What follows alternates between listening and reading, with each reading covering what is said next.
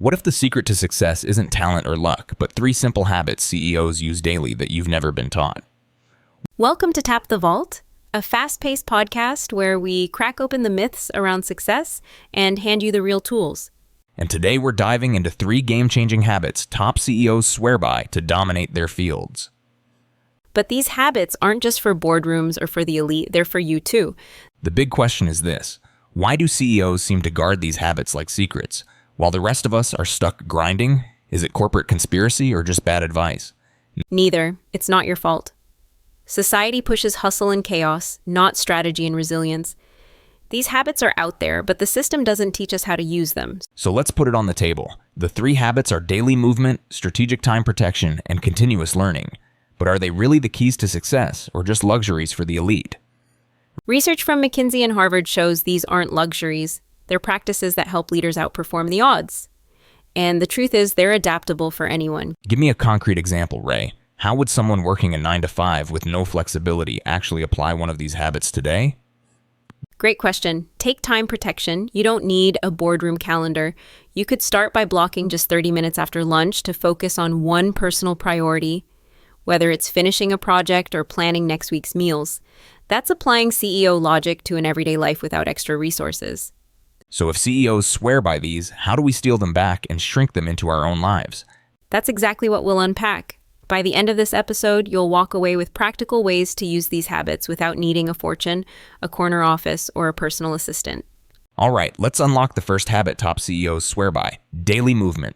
Ray, why are CEOs so obsessed with exercise, and what makes it more than just vanity? Because exercise isn't just about looking fit. Harvard's 12-year study on CEOs found many dedicate around 45 minutes a day to movement, and it's directly linked to sharper decisions, resilience, and stress management. 45 minutes sounds like a luxury most of us don't have. Isn't this just another perk of privilege? It looks like privilege, but it's really about priority. You don't need a gym or a trainer. Even a 20-minute walk, desk stretches, or a few flights of stairs can deliver similar benefits. Give me something ultra-specific. If I only have 5 minutes between meetings, what's one move I can do that actually makes a difference? Try desk push-ups against the wall or get up for one set of squats while your coffee brews. Studies show even short bursts of movement improve circulation and focus. It's not about the duration, it's about breaking up long stretches of stillness. But Ray, most of us are chained to desks or screens all day. Isn't it the system that traps us into being sedentary? Exactly. It's not your fault. Work culture normalizes sitting for hours, which drains energy and focus. The hack is sneaking in micro movement, stand while taking a call, stretch between tasks, walk at lunch. I like that idea of micro movement. Could someone turn their commute into part of this habit too? Definitely. Park a little farther away, take the stairs instead of the elevator, or walk one bus stop extra. Those small tweaks add up daily and train your brain to associate movement with momentum. So this isn't about becoming a marathon runner. It's about hacking back small pieces of energy throughout the day. Exactly.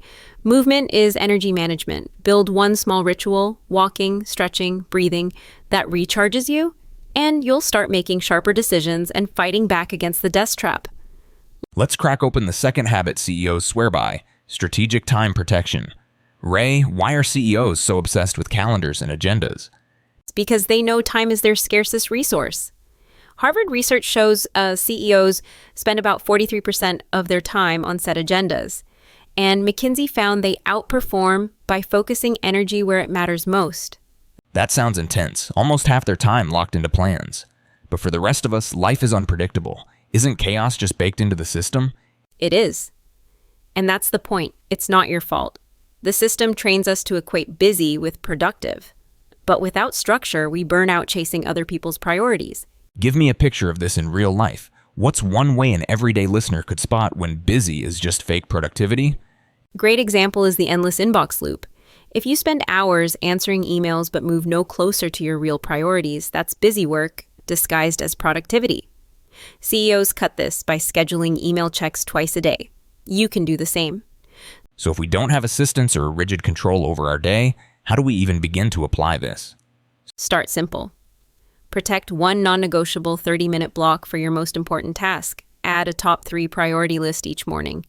That small system creates clarity in the middle of chaos. And what about people juggling kids, side hustles, and unpredictable work? How do they keep that 30 minutes sacred? Anchor it to a routine that already exists, maybe right after school drop-off or just before bed. If you pair your focus block with something fixed, it becomes harder to skip. That's how you build consistency even in a messy schedule. But doesn't over-planning risk killing creativity or flexibility, especially if you're juggling multiple roles? Only if you make it rigid. Strategic time protection isn't about micromanaging your day, it's about setting anchors. One focus block and a clear top 3 frees you from constant reaction and puts you back in control. We've covered movement and time, but the third habit CEOs swear by is continuous learning. Rae, why do top leaders treat learning like a full-time job? Because learning fuels adaptability. Warren Buffett spends hours reading every day, and Bill Gates publicly shares the 50 books he reads each year. Studies from Harvard show leaders who commit to ongoing learning consistently outperform their peers. But come on, 50 books a year? Who has that kind of time when you're balancing work, kids, and bills? That's the misconception. It's not about volume, it's about mindset. You don't need hours, you need minutes. 15 minutes of focused learning daily, whether it's an article, podcast, or audiobook, compounds over time. Okay, but give me a scenario. What could 15 minutes of learning actually look like for someone on a packed schedule? Imagine listening to a podcast on your commute or reading a 2-page newsletter while your coffee brews. Those micro habits build a knowledge base without ever demanding extra time. You're stacking it onto what you already do. Still, the culture makes learning sound elitist, like it's reserved for people with endless leisure time. Isn't that discouraging for the rest of us? It is, and again, it's not your fault. School teaches us learning ends after graduation, but in reality, curiosity is the engine of growth. Anyone can restart that engine in small bursts. But Rae, what if someone feels stuck? They don't even know what to learn.